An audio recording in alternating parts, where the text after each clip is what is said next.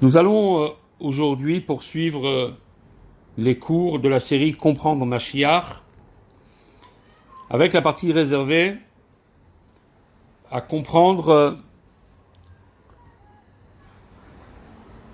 le Triat HaMetim, un des principes fondamentaux énoncés par Maïmonide, le dernier d'ailleurs. Nous essayons de comprendre certains points. Les deux derniers cours ont été réservés à cette matière dans laquelle nous avons pu étudier ensemble la lettre que le Rabbi a publiée sur ce thème dans laquelle il répondait à deux questions posées. La première consistait tout simplement à demander, puisque c'est un sujet aussi fondamental, et tout en étant un sujet aussi fondamental, il s'avère que de nombreuses choses sont dites mais peu connues en la matière de Triat HaMetim, en la matière de la résurrection. Et donc la personne sollicitait de la part du Rabbi quelques éclaircissements sur la question. Et le deuxième point, c'était d'essayer de comprendre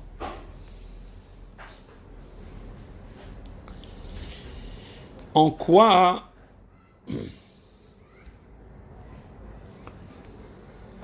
était-il si extraordinaire que de voir à ce que la résurrection se produirait ce que la félicité, si on peut dire, se produirait lorsque l'âme s'incarnera à nouveau dans son corps.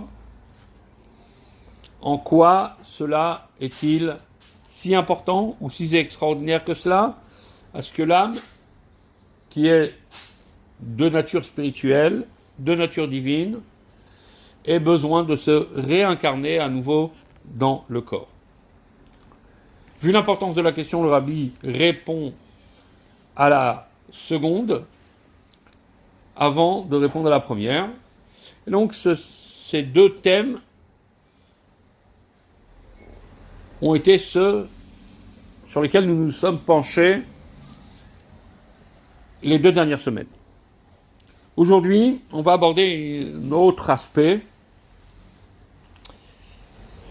dans lequel, dans ce même recueil de lettres, nous trouvons une lettre dans laquelle une personne demande au Rabbi une question basée sur une rumeur. Il semblerait, nous dit-il, que la chassidoute défend une idée selon laquelle chaque personne, chaque juif a une part au monde futur. C'est-à-dire, chaque juif a une part à la résurrection. Quel qu'il soit, quelle était sa conduite, il arrivera lui aussi à profiter de ces temps extraordinaires que sont les temps de la résurrection. Cette personne s'étonne car il semblerait que de nombreux textes laissent entendre totalement le contraire dans le Talmud et dans les paroles de nos sages. Ce qui est très intéressant dans cette approche, celle que le Rabbi va proposer ici, c'est qu'il y a une véritable démonstration pédagogique et systématique. Vraiment quelque chose qui se bâtit petit à petit. Et dans un premier temps, donc,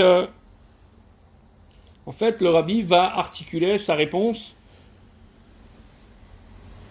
de cette manière. Dans un premier temps, il va confirmer que ce ne sont pas des rumeurs et qu'effectivement, ceci se base sur quelques interventions, sur quelques textes du chassidisme. Ce à quoi maintenant, si nous l'admettons, il faudrait répondre, et la question a donc tout son sens, il faudrait répondre et comprendre comment résoudre les contradictions avec des paroles de nos sages, que ce soit dans le Talmud ou ailleurs. Mais avant cela, Rabbi va montrer de manière graduelle que dans un premier temps, nous allons dire et nous allons rapporter des preuves selon lesquelles,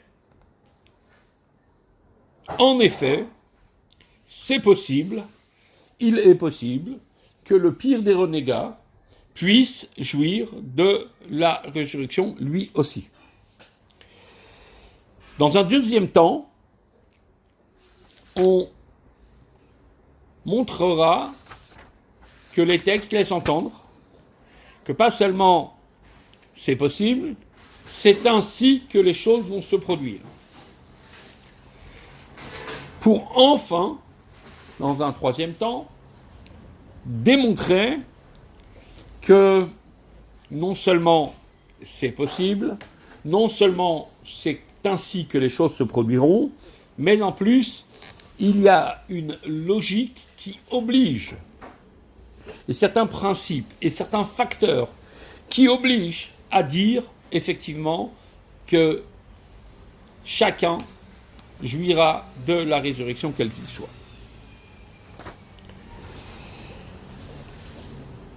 Après avoir exposé cela de manière systématique,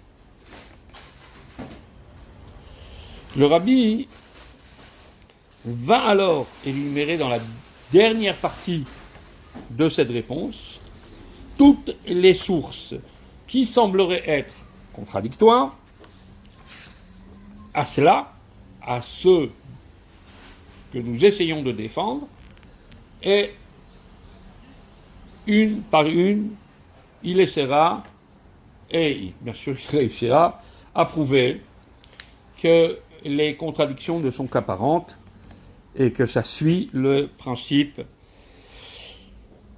énoncé dans les pseudo-rumeurs. Commençons donc et voyons.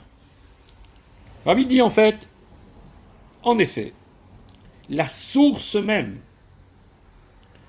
de cette rumeur vient d'un discours de son beau-père, dit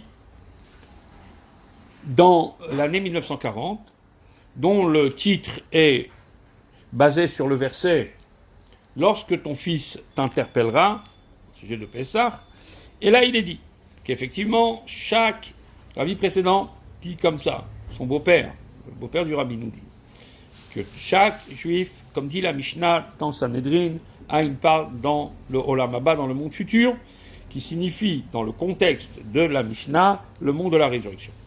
Et il faut savoir qu'il y a effectivement une différence entre le Gan Eden et le monde de la résurrection. Pour le Gan Eden, il faut remplir certaines conditions, être intègre, propre des mains, comme le verset le dit, pour pouvoir atteindre le Gan Eden. Et il y a de nombreuses conditions pour pouvoir atteindre le Gan Eden. Il y a ceux qui méritent d'ailleurs d'atteindre le Gan Eden, ayant rempli ces conditions, mais dans le Gan Eden même, il y a différents niveaux. Un Gan Eden Tarton, un Gan Eden Elion, un Gan Eden inférieur et un Gan Eden, entre guillemets, VIP, pour un niveau supérieur. Et certains n'atteignent que le premier degré, d'autres peuvent aller jusqu'au deuxième. Plus encore, notre détail qui n'en est pas des moindres, le Gan Eden n'implique que les Neshamot et pas les corps, que les âmes et non les corps. Alors que Kol Israël Shlem Chelek L'Olam Haba, âme et corps, âme réincarnée dans le corps, joueront à nouveau tous, sans aucune condition, de revivre et de jouir des révélations de la manifestation divine qui aura lieu au moment de la résurrection. Rabbi précise que son beau-père s'est inspiré en fait de différents ma'amarim de Rabbi Shneur Zalman, de l'Admour Zaken, tant dans Torah Or que dans l'Écouté Torah, mais il fait la citation de celui qui se trouve ici dans Torah Or. dans la paracha des Yitro, dans laquelle il dit en effet que le Olam Haba est le monde de la résurrection, et c'est ainsi que l'on entend le sens de Olam Haba, la félicité, qu'ainsi que l'interprètent les commentateurs, Nachmanides en particulier, dans son livre Sha'ar Hagmul, la porte de la récompense, que l'essentiel, d'après ces mots, l'essentiel de la récompense, la félicité sera effectivement la résurrection. Et que la résurrection est bien plus haute que le niveau du Gan Eden. Dans le Gan Eden, les tzadikim, sans corps, sont là et jouissent du rayonnement de la Shekhinah. À Tchiat HaMetim, chacun se réveillera dans son corps, même les plus éloignés, qui, de toute manière, sont habités de mitzvot autant que la grenade est habitée par ses grains.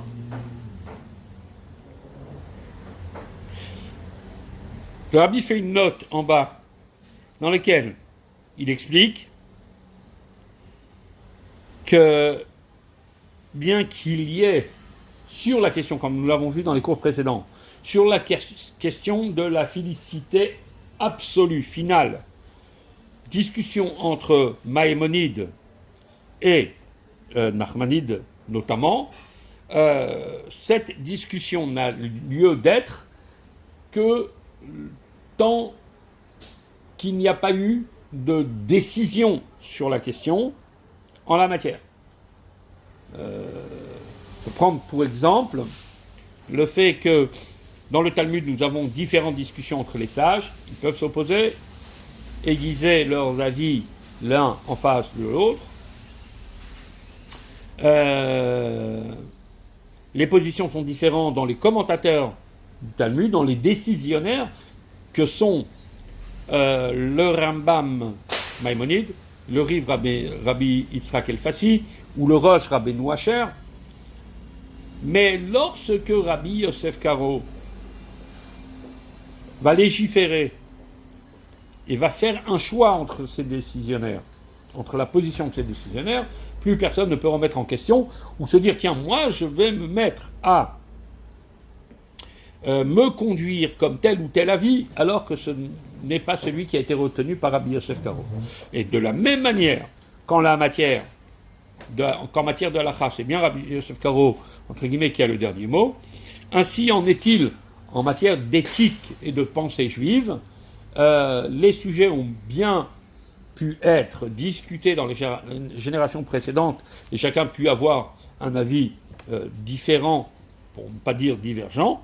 Mais lorsque Rabbi Yitzhak Luria est arrivé, qui lui, selon la description que nous en fait Rabbi Chaim Vital, était un maître qui n'était pas seulement plongé dans la Kabbalah, mais qui maîtrisait toutes les facettes de la Torah, quelle qu'elle soit, et que Rabbi Yitzhak Luria légifère en la matière, et dit qu'effectivement, les temps les plus parfaits seront en effet les temps de la résurrection, âme dans les corps.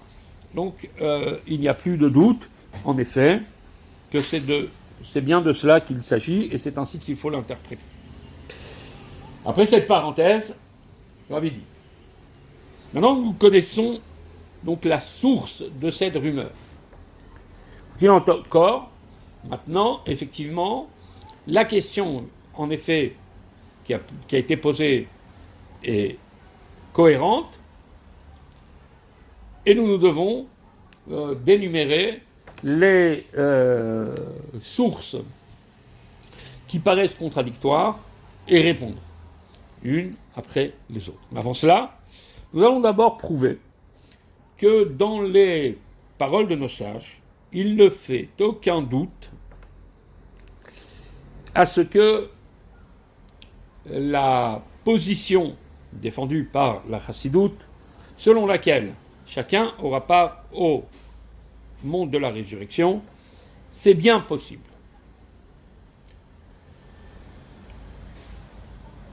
Et ce, pour plusieurs raisons. La première. Dans Sanhédrin, il est dit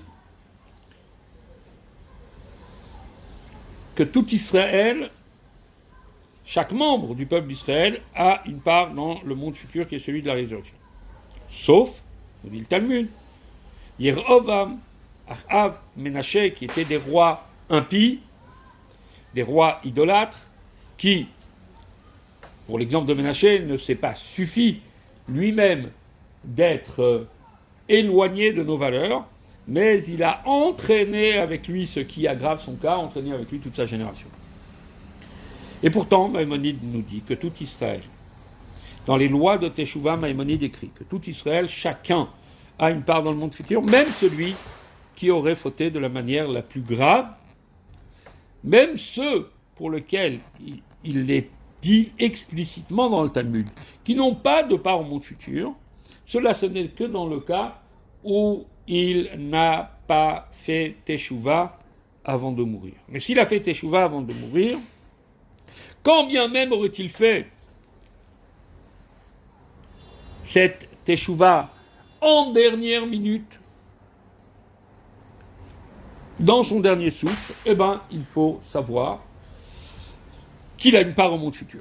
Et plus encore, nous dit-il, même s'il reste apparemment un voyou, mais qu'il a fait tchouva en secret, il a part, dans ce cas-là, au monde futur.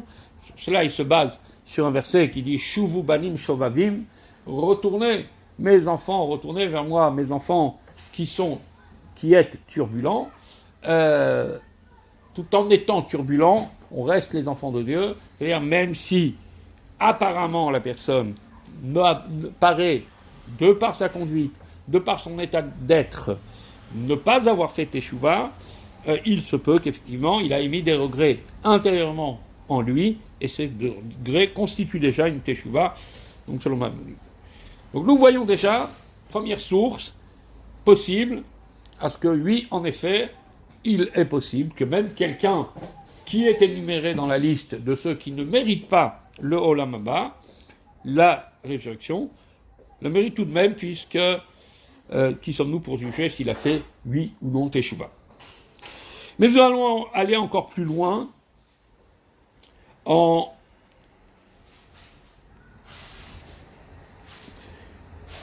envisageant que la personne n'ait pas fait Teshuvah et qu'il soit mort dans son état de méchanceté, et qu'a priori, quel sera donc son recours? Et pourtant, ce type de personnage, nous allons le prouver, a aussi un processus de guérison possible. Parce que nos sages défendent d'ailleurs dans Sanhédrin l'idée selon laquelle un fils, de par sa conduite, peut donner du mérite à son père, non pas un père tzaddik, mais un père qui serait de cette catégorie de personnes qui ne font pas partie de la liste de ceux qui accèdent au Olam Haba, fait justement partie de l'autre liste.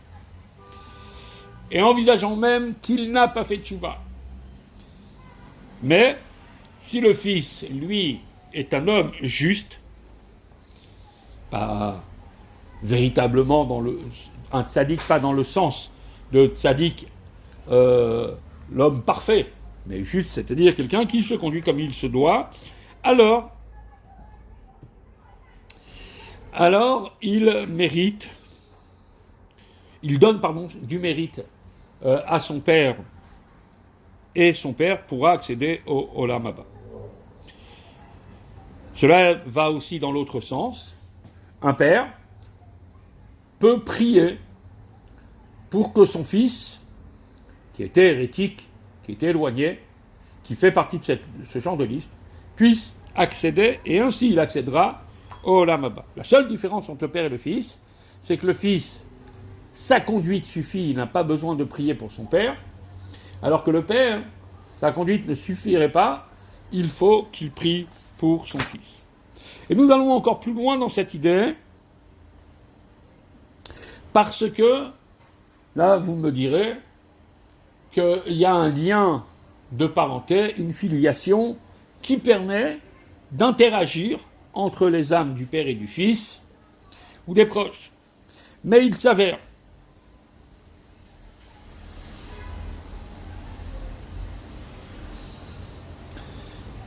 que le Talmud rapporte tout de même, dans Chagiga, l'éventualité de prier, même pour quelqu'un qui n'est pas du tout de sa famille, auquel on n'est pas du tout proche, qui n'est pas un de ses élèves, qui n'est pas un de ses maîtres, et pourtant d'agir et d'interagir et de permettre à cette âme d'atteindre le Olam Haba. Ça a été le cas pour Rabbi Yochanan qui a prié pour Elisha ben Abouya. Elisha ben Abouya qui est devenu hérétique après être rentré dans le Pardès, dans les plus hauts niveaux de l'interprétation de la Torah. Et il s'avère que Rabbi Yochanan n'avait aucunement un lien avec Elisha ben Abouya. De son vivant, il n'était ni son élève, ni son maître, ni de sa famille. Et pourtant, sa prière, donc ça je l'atteste, sa prière a aidé à faire entrer la Neshama de Elisha ben Abouya au Gan Eden, et puis lui permettre après, bien sûr, d'arriver à Techiyat HaMetim, comme on verra plus tard. Mais il est clair que la prière des autres, même si elle peut agir, n'est pas au niveau de la prière d'un proche, de la même manière que pour une personne elle-même, sa propre prière ne va pas agir de la même manière selon le lieu, selon le moment, selon la circonstance, selon le sujet pour lequel il prie. Il y a énormément de facteurs qui rentrent dans l'agrément d'une prière et dans le niveau que l'on peut atteindre par une prière. Et il est donc logique que, bien que la prière du père pour un fils, ou l'action du fils pour un père, ou la prière d'un étranger pour une âme quelconque, ont certes des effets bien, mais constatons bien sûr que les effets ne sont pas les mêmes.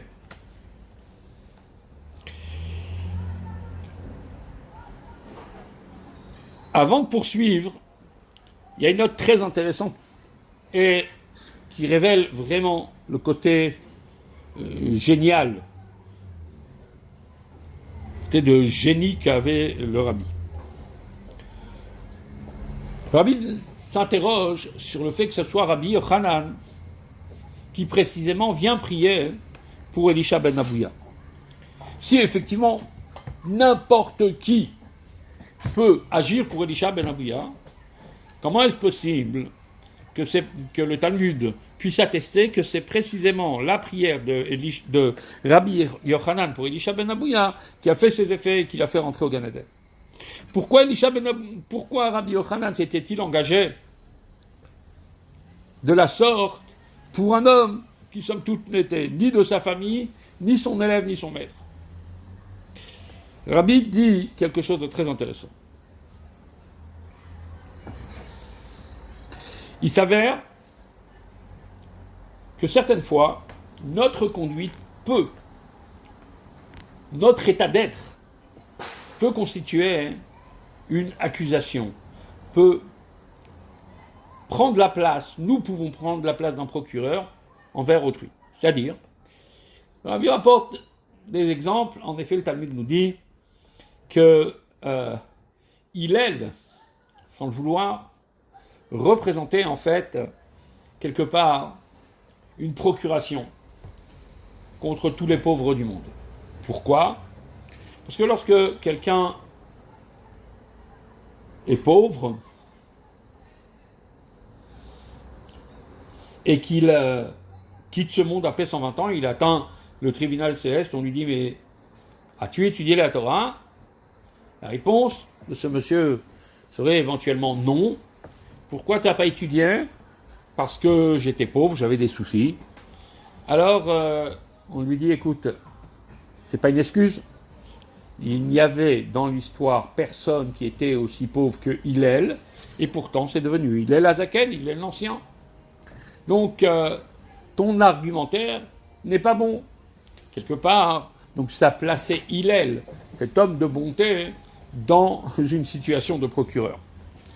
De la même manière, il est dit que si le riche arrive devant Dieu, on lui dit « As-tu étudié la Torah ?» Il dit « Mais j'avais d'autres soucis, la richesse, et mes responsabilités professionnelles et mon engagement dans la finance étaient tels que j'avais un poids qui ne me permettait pas d'étudier normalement. » Alors là, sous le chapeau, on lui sortait un des autres maîtres du Talmud qui, lui, avait des caravelles et des galions pleins de marchandises, et il devait gérer tout ça, et il avait des palais dans tout Eretz Israël, et cet homme-là, ça ne l'a pas empêché d'être un des plus grands maîtres du peuple d'Israël. Ainsi, donc, la conduite d'une personne peut inconsciemment, ou l'état d'être d'une personne peut inconsciemment constituer une procuration, une accusation sur une autre. Il s'avère que dans Chagiga, tout le monde s'étonne sur le fait qu'un homme aussi grand qu'Elisha ben Abouya, rappelons que c'était le maître de Rabbi Meir Balanès, que c'est un des 4 seulement qui a atteint les plus hauts degrés du Pardès, et qu'un homme pareil puisse un jour chuter. Certes, nous avons tous le libre arbitre jusqu'au dernier instant de notre vie, et il y a des enjeux de plus en plus grands jusqu'aux derniers instants de notre vie, mais cela, a priori, n'explique pas le fait que quelqu'un d'aussi grand qu'Elisha ben Abouya, on le cite dans Pirkei Avot, on le cite tellement de fois dans le Talmud, même s'il est devenu hérétique, ses enseignements sont tout de même restés dans le canon talmudique et dans les enseignements de nos sages. Alors comment un homme pareil a pu s'égarer? Il y a énormément de raisons qui sont citées là-bas, des expériences de vie qui ont fait que Elisha ben Abouya s'est retrouvé dans ce type de situation. Mais il y en a une qui constitue vraiment un terrible enseignement, c'est celle d'un récit que l'on nous fait. Et on dit, voilà, sa mère, lorsqu'elle était enceinte d'Elisha ben Abouya, a eu une terrible envie, en passant près d'un aliment qui était pas cachère, et cela donc constitue un danger effectif pour la santé d'une maman qui est enceinte, et selon la Torah, il n'y a aucun problème de nourrir la dame de cet aliment qui est pas cachère. Et son désir de cet aliment était si fort que on lui permit donc de manger cet aliment. Quand bien même son geste était, entre guillemets, permis, il n'en reste pas moins que lorsqu'on mange un aliment non cachère, alors ça touche les personnes. Et comme je le dis souvent, cette histoire, elle montre bien ô combien les gens qui se permettent qu'il y a certains compromis tant que leurs enfants ne sont pas bar ou bat mitzvah, même parmi les personnes religieuses et orthodoxes, qu'il y a certains compromis, c'est pas grave, si l'enfant il va porter Shabbat, c'est pas grave, si l'enfant il va allumer la lumière ou éteindre la lumière, parce qu'on en a besoin, c'est pas grave, si on va lui donner pas dans les normes normales, faire attention au mélange du lait et de la viande, ou voir si le hercher de quelqu'un qui lui propose un bonbon à la synagogue, il est comme il se doit, c'est pas grave, il n'est pas bar mitzvah de toute façon. Il n'y a pas bar mitzvah ou pas bar mitzvah, parce que dans une mitzvah, il y a l'interdit, il y a l'impact. L'impact sur la neshama, même lorsque ce n'est pas interdit, alors l'interdit, il marque, il touche la neshama. Et ça a été le cas pour Elisha ben Abouya, qui un âge avancé est arrivé à cela, nous dit le Talmud, parce que au moment où il était dans le sein de sa mère, alors il avait, si on peut dire, goûté de l'interdit. Alors vous me direz au contraire, ce n'est pas de sa faute. Justement, c'est pas de sa faute. Comme on veut, c'est justement un bon avocat. C'est pas de sa faute, ce monsieur qui est devenu hérétique, parce que c'est sa mère qui a mangé, et c'est pas lui qui s'est éloigné. Ça aurait été vrai, s'il n'y avait pas de contre-exemple. Le problème est qu'effectivement, il y a un contre-exemple dans le Talmud. On raconte qu'il y avait une dame qui a eu une forte envie, et elle a effectivement mangé. Et certainement, ça a laissé un impact sur son enfant. Et pourtant, son enfant est devenu un des plus grands maîtres du peuple d'Israël. Donc, pour arrêter le suspense, qui était ce personnage? C'était précisément Rabbi Yochanan. Rabbi Yochanan a eu exactement la même expérience, ou du moins la mère, elle a eu la même expérience que la mère de Elisha ben Abouya. Mais ça n'a pas empêché Rabbi Yochanan d'être Rabbi Yochanan, parce que peut-être sa mère, elle avait goûté quelque chose d'interdit. On peut avoir les parents qu'on a, mais nous, on reste toujours avec notre libre arbitre. Et on n'a pas, entre guillemets, d'excuses. Et on peut toujours surmonter et trouver les forces. Et donc, à partir de ce moment-là, l'expérience de Rabbi Yochanan devenait un argument contre Elisha ben Abouya. Et sans le vouloir, Rabbi Yochanan devenait son procureur. Et c'est la raison pour laquelle, sentant cela, Rabbi Yochanan s'est mis à prier pour Elisha ben Abouya. Et bien que il n'ait eu aucun lien avec Elisha ben Abouya, bien au contraire, il en est même l'antithèse. Il prouve qu'on peut avoir les parents qu'on a et pourtant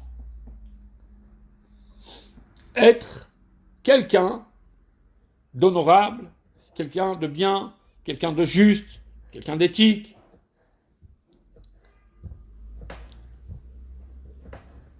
Et cela constitue donc une procuration contre Elisha ben Abouya. Alors cet homme, même s'il est à l'opposé d'Elisha ben Abouya, s'il se met à prier pour lui, cela agit, a des effets et permet à Elisha ben Abouya de rentrer au Gan Eden. On peut rajouter aussi qu'il est dit dans le Midrash Sifri sur la paracha de Shoftim, qui nous parle de la génisse, Egla Rufa, lorsque on trouve un corps mort à proximité d'une ville, sans que l'on sache dans quelles circonstances cette personne est morte, alors les sages de la ville se rassemblaient près du corps. Et il y avait tout un processus, tout un protocole, à la fois où ils proclamaient que ce n'était pas la bienfaisance de la ville qui était responsable de cela. Et ils offraient là un sacrifice avec un protocole assez particulier, qu'on appelait donc Egla Arufa. Et les sages nous disent qu'au moment où ils procédaient à cela, il est libéré tous les morts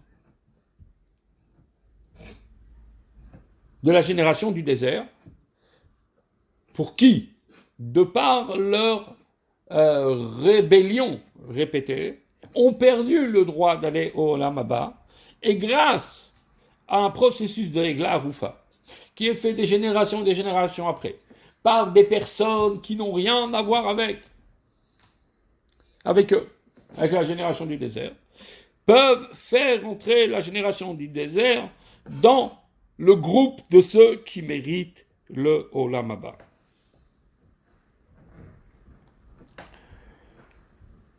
On peut aller encore plus loin. Nous avons vu qu'on peut accéder au Olam Haba, même si on fait partie de la liste de ceux qui ne le méritent pas, si on a fait Teshuvah, et même si on a fait Teshuvah en cachette. Ah, qu'en est-il si on n'a pas fait Teshuvah? Alors, nous avons vu que la prière d'un proche, ou de celui qui ne l'est pas, ou l'action d'un proche, peut rapporter du mérite à celui qui fait partie de ce type de liste, et il acceptera quand même en Olam Haba. Mais imaginons que la personne n'a pas fait tchouva, que personne n'a prié pour lui. Qu'en est-il? Alors, il y a un passage dans le Talmud assez extraordinaire, dans Sanhedrin, là aussi, page 47, qui dit que certains ne méritent pas Olam Haba, mais si leur corps subit une dégradation, un déshonneur, un désagrément, avant qu'ils ne soient enterrés, alors, après leur mort, alors ils accèdent pour cela au Olam Haba. La preuve qui en est dite, c'est qu'il y avait un roi, Yehoyakim, qui était tout aussi méchant que Yerovam, Achav et Ménaché, les trois rois que nous avons cités précédemment. Et pourtant, il ne fait pas partie de ce groupe. Il n'est pas cité. Pourquoi? Parce que, nous disent nos sages, son corps a été dégradé avant même qu'il ne soit enterré, tel que l'avaient prévu d'ailleurs les prophètes.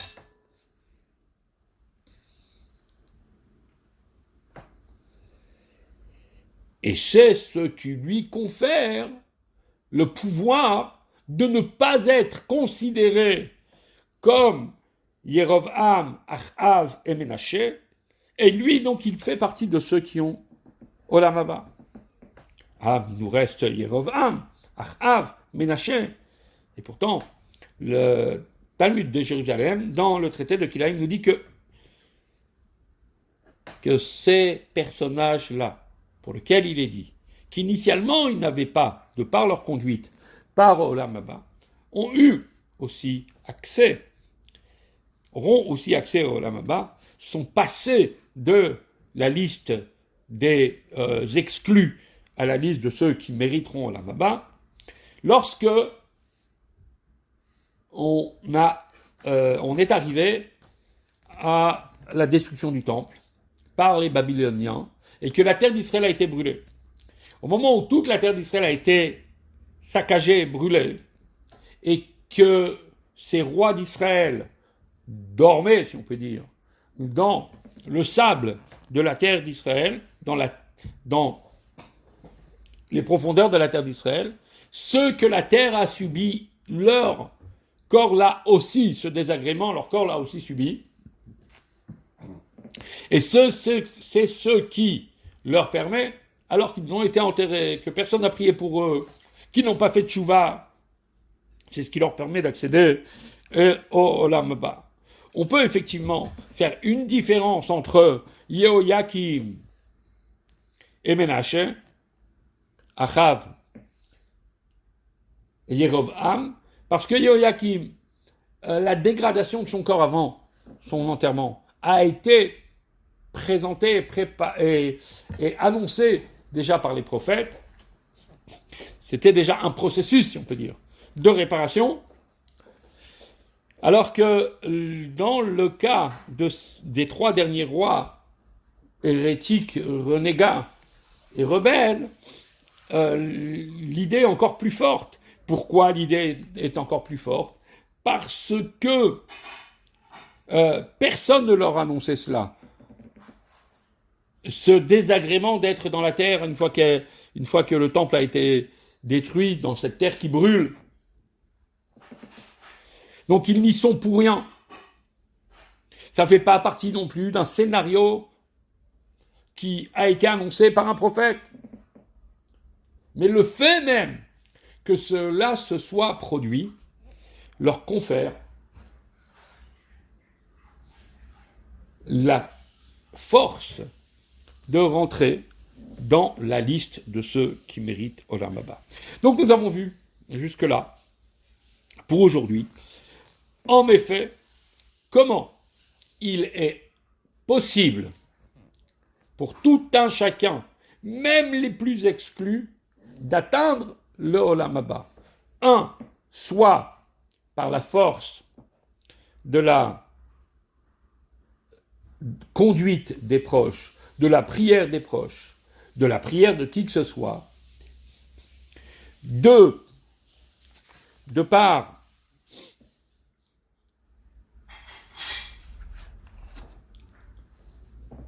la teshuva de la personne, ça on l'avait vu tout au début. Donc 1, la teshuva, 2, la prière et la conduite, 3, les circonstances de désagrément que pourrait subir le corps après la mort, sans même le consentement de la personne, sans même la volonté de la personne, lui constitue déjà une sorte de réparation de ce qu'il a été fait de mal dans leur existence, de leur vivant, et leur permet d'accéder à Olam Haba. La semaine prochaine, nous verrons comment, en effet, dans les textes, il est dit que cela est quelque chose non seulement qui est possible, mais c'est ainsi que cela se produira, et comment il est indéniablement